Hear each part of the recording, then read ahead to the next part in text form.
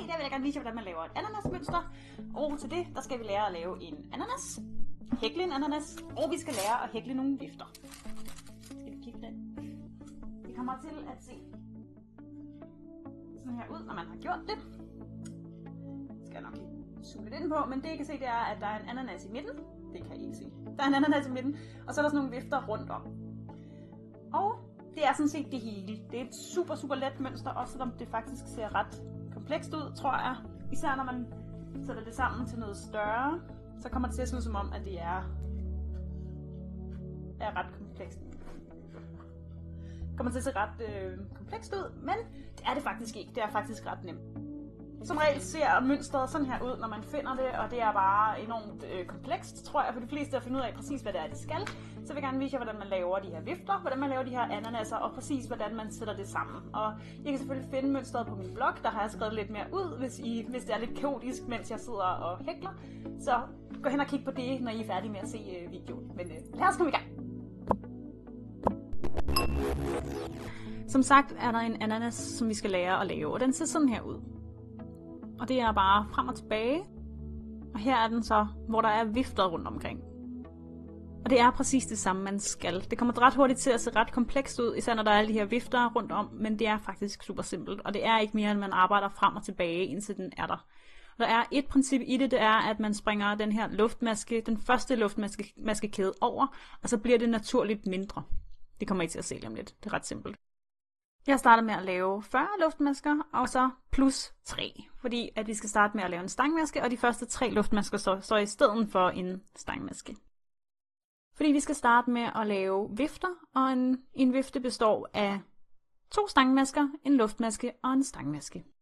Men i den her, der er selvfølgelig, fordi jeg er i slutningen af min række, så er jeg nødt til at starte et sted, og det gør jeg med 3 luftmasker. Så den første vifte kommer til at bestå af 3 luftmasker, 1 stangmaske, 1 luftmaske og så 2 stangmasker. Når vi har lavet en vifte, så har vi i midten af den vifte det, jeg vil kalde en luftmaskebue. Det vil sige, at den her ene luftmaske, den kommer vi til at arbejde i fremover. Når jeg siger arbejde i viften, så mener jeg arbejde ind i luftmasken. For at komme hen til den næste, så laver vi en bro, og det er bare 3 luftmasker. Så det er meget, meget simpelt. Og så skal man springe 8 masker over, for at komme hen til den næste vifte. Vi starter med at lave 3 vifter. Og så laver vi en ananasbund, og en ananasbund er bare 10 stangmasker, men jeg vil referere til den som en bund, fordi det er det første stykke på den her figur. Men lav det ind til enden, og sørg for ikke at slutte med en ananasbund, men slut med en vifte. Det er meget vigtigt, at man ikke har en ananas, der svæver derude. Så det kommer til at se sådan her ud, der kommer til at være 3 vifter. Og en ananasbund, og så 3 vifter igen, eller 2, eller 1, eller hvor mange man nu har lavet. Jeg har ikke efterladt nok masker imellem, skal jeg være ærlig at sige. I kan også se, at det bukker lidt, det kommer jeg til at kunne se lidt senere, men det bukker lidt. Og hvis vi laver 8 imellem, så skal jeg nok komme til at ligge fladt, men jeg har kun 4 og 5 imellem mine, så det var lidt noget mærkeligt noget. Herfra der skal vi arbejde sådan, at vi laver en vifte i hver vifte på den tidligere. Det vil sige i hver af de her luftmaskebuer, der er i midten af viften. Og så skal vi gøre noget andet, når vi kommer hen til en ananasbund.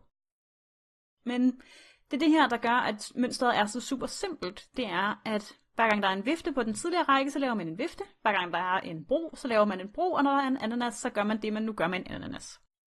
Så det er ikke...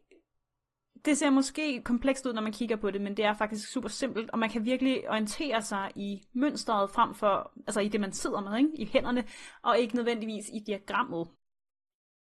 Man behøver ikke at sidde og tælle, og man behøver ikke at sidde og holde styr på, hvor mange masker man har og hvorhenne. Man skal bare kigge på, hvad der er, hvad det er, man sidder med. Så her er jeg i gang med at lave en vifte i hver vifte. Så laver jeg en bro hen over hver bro. Og når jeg kommer til min ananasbund, så laver jeg en stangmaske og en luftmaske. 10 gange.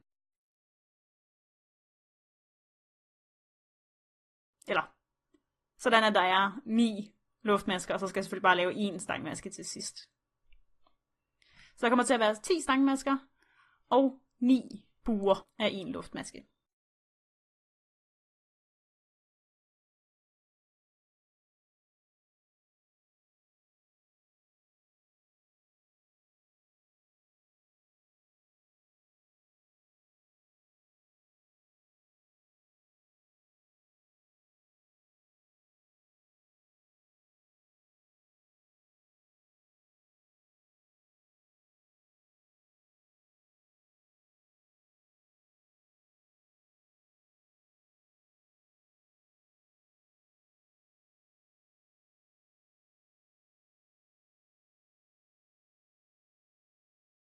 Jeg skal også sige, at jeg bruger reelt hæklegarn til det her. Normalt så bruger jeg bomuld. Men det her er noget hæklegarn, der var i nogle af de ting op fra min farmor, og det er faktisk virkelig lækkert, og det får ting til at blive en del flottere. Jeg har altid lidt syntes, det var lidt fjollet at købe specifikt hæklegarn, men det gør virkelig en forskel, og det er sådan, at man stort set aldrig kommer til at splitte garnet, så det er virkelig lækkert. Men her kan man se, der kommer til at være de her huller, som vi skal arbejde i lige om lidt. Og selvfølgelig igen, så laver vi en bro hen over den bro, der er på den side der. Jeg simplificerer lige mønstret en lille smule, sådan at det kommer til at se sådan her ud i stedet for. Og vi skal ikke bekymre os om vifterne, før vi kommer til den 5. række. Når vi kommer til den 5. række, skal vi gøre noget andet, men indtil videre, så laver vi bare en vifte i hver vifte, indtil række 5. Eller indtil der er 5 vifter i hvert fald. Så den 6. vifte, der skal vi gøre noget. På den næste række, når vi kommer til en ananas, så skal vi lave en fastmaske i den første luftmaske, vi lavede. Ikke broen derhen, men den første luftmaske, der er på ananasbunden. Og så laver man 3 luftmasker, springer til den næste luftmaskebue, laver en fastmaske igen i den, og så laver vi 3 luftmasker igen og springer til den næste. Og når vi så kommer tilbage bagefter, så kommer vi til at arbejde i de her buer, og igen kommer vi til at springe den bro, der er hen til den over, og på den måde så bliver det automatisk mindre. Det er måske lidt svært helt at forstå, hvordan det bliver mindre, når man lige kigger på det, men jeg lover, når man sidder med det, så er det super, super simpelt, og det bliver, det bliver til sådan en spids helt af sig selv. Og kan man se, det kommer til at se sådan her ud, når vi er færdige med at lave den her ananas, når vi har arbejdet frem og tilbage nok gange. Men lige nu, der vil jeg bare vise jer, at der kommer til at sidde en ananas der. Og så kommer der til at være vifter rundt om. Det er de her V'er.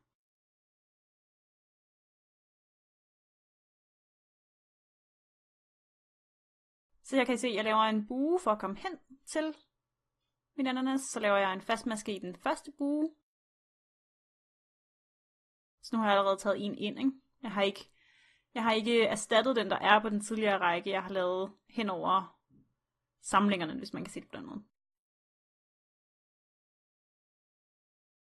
Når vi skal have lavet de første 5 vifter, så kommer der i den midterste af de 3, vi har lavet, der skal vi lave en vifte, hvor der er 2 luftmaskebuer på. Det vil sige, at vi laver 2 stangmasker, en luftmaske, 2 stangmasker igen, en luftmaske, og så 2 stangmasker til sidst.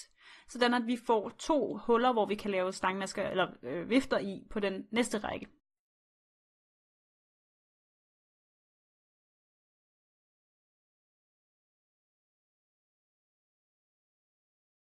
Så igen en bro hen til den næste, og så laver vi bare en normal vifte i den. Så vi kommer kun til at tage ud her i midten. På den næste række, der skal vi lave en vifte i hver af de luftmaskebuer, der er, og så 2 luftmasker imellem. Og så igen på den næste række igen, når vi kommer tilbage, så skal vi lave en vifte i den første vifte, i luftmaskebuen imellem, hvor der er 2 luftmasker, og så i den sidste vifte også. Så har vi lavet en vifte til 3 vifter. Over dem, der kommer der til at være, ja, så skal vi så arbejde normalt hen over dem, så når vi laver en bro imellem, så den bliver større igen. Så en vifte, en bro, en vifte, en bro og en vifte.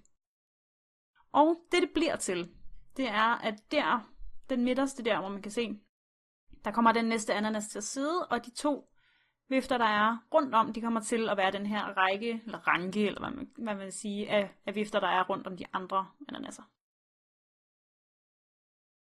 Når man så har lavet den sidste række på sin ananas, det vil sige, at der er en luftmaske tilbage, en luftmaskebue tilbage, og vi har arbejdet hen over den og har lavet en fastmaske i den, det er det, jeg kigger på lige nu, hvor der er ligesom et V ned i den.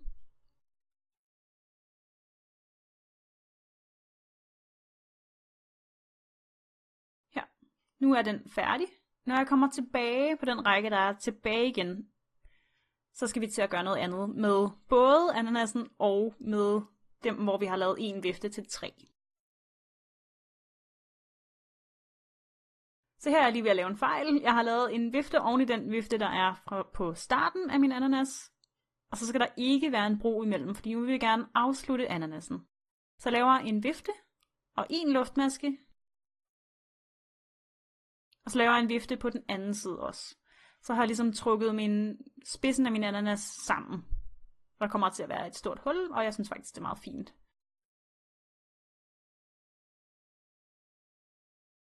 Og så snart vi har afsluttet den her ananas, som jeg har gjort lige om lidt, så skal vi starte den næste derhen, hvor jeg har lavet en vifte til 3.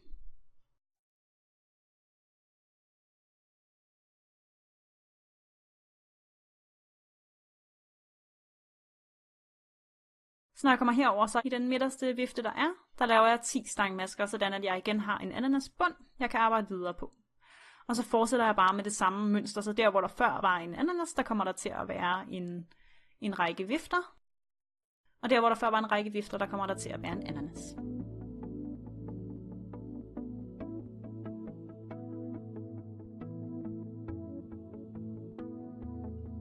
Tusind tak fordi I så med, og jeg håber også I så med på næste fredag, og så vil jeg bare sige, hey, en fantastisk dag.